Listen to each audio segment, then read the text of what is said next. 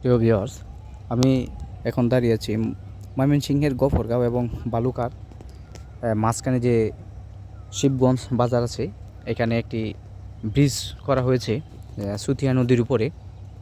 দেখেন আমাদের দেশের পরিকল্পনা কতটুকু ভুল হতে পারে।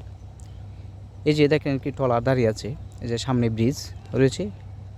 এই ব্রিজটির নিচ দিয়ে তার যাওয়া সম্ভব না।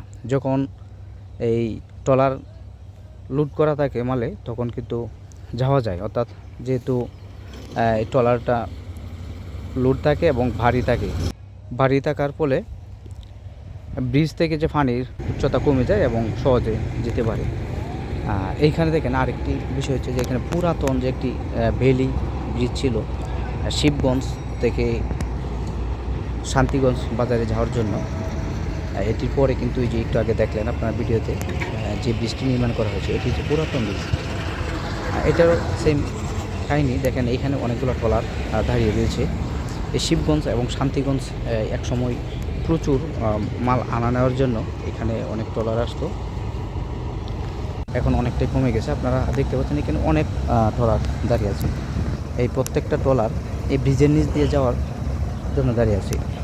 কিন্তু যখন এই ট্রলারগুলো খালি থাকে তখন ট্রলারটি একটু পাতলা হয়, যার দরুন ব্রিজ এবং পানির উচ্চতা কমে যায়, ভিতর দিয়ে প্রবেশ করতে পারে না। তখন তাদের অপেক্ষা করতে হয়, হয়তো পানি কমার জন্যে না হয় লুট করতে হয়। লুট করার পর এই ব্রিজের নিচ দিয়ে যাতায়াত করতে হয়। আপনারা দেখতে পাচ্ছেন এখানে একটি ট্রলার কিন্তু আটকে রয়েছে। তারা চিন্তা করছিল যে হয়তো যাওয়া যায়, কিন্তু মাঝ রাস্তায় অর্থাৎ ব্রিজের নিচে আটকা পড়ে অনেক, কারণ এখানে অপেক্ষা করতেছে। এখানে তারা পানি কমার জন্য কিন্তু অপেক্ষা করছে। আরেকটি দেখেন এই দুইটা বেলি সেতু এবং যে একটি সিমেন্টের তৈরি যে আমাদের যে সেতু আছে, এটির মাঝখানে একটি ট্রলার দাঁড়িয়ে আছে। মাল আনলোড করার পরে ট্রলারটা একটু উপরে বাসে। এখন কথা হলো, যারা কাজগুলা করে ব্রিজগুলো নির্মাণ করে তাদের পরিকল্পনা কেমন, যে এখানে বর্ষাকাল আসলেই এই সুতিয়া নদীতে পানি হয় এবং ট্রলার আসে। যাতায়াত করতে গেলে এখন অনেক বাধা বিঘ্ন ঘটে। হয়তো তাদের মাল লোড করতে হয় ট্রলারে, আর না হলে দাঁড়িয়ে থাকতে হয় যে নদীর পানি কখন কমে তারপরে তারা এই নদী পার হবে। এটি কিন্তু একসময় একটি গুরুত্বপূর্ণ জনপদ ছিল এই শিবগঞ্জ এবং শান্তিগঞ্জ দুইটাতে, যেহেতু নদীর উপরে একটি বাজার।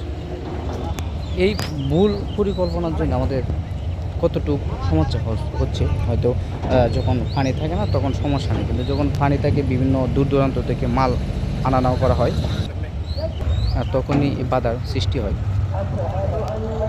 যারা এই সংশ্লিষ্ট কাজগুলো করেন তাদের অবশ্যই সচেতন হওয়া উচিত যে এখানে পানির বর্ষার সময় একজন 3 মাস বর্ষার থাকে এবং এই সুতিয়া নদীতে পানি থাকে, তখন এই ট্রলারগুলো চলাচল করে বিভিন্ন মাল নেওয়ার জন্য।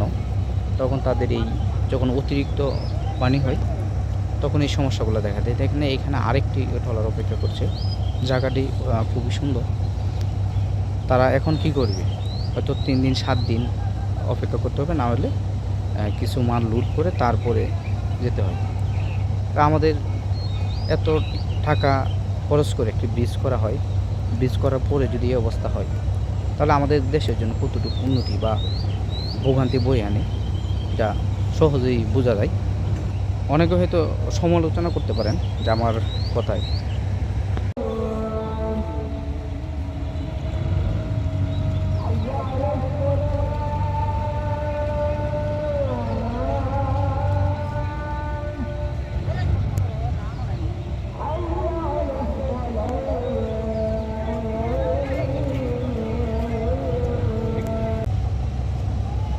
প্রত্যেকটা ইঞ্জিনিয়ার এবং প্রকল্পর সাথে যে ইঞ্জিনিয়ার থাকে তাদের অবশ্যই বিবেচনা করা উচিত 12 মাস যে একটি নদীর উপর ব্রিজ করলে কী পরিমাণ চিন্তা করতে হয়, এবং যাতে জনগণের সমস্যা না হয়। কারণ আমাদের টাকায় ব্রিজ করে যে আমরাই ভোগান্তিতে থাকি, তাহলে কী লাভ।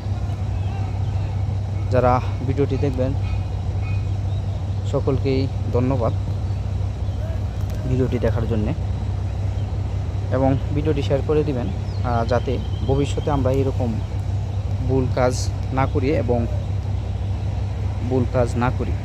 সকলকে ধন্যবাদ।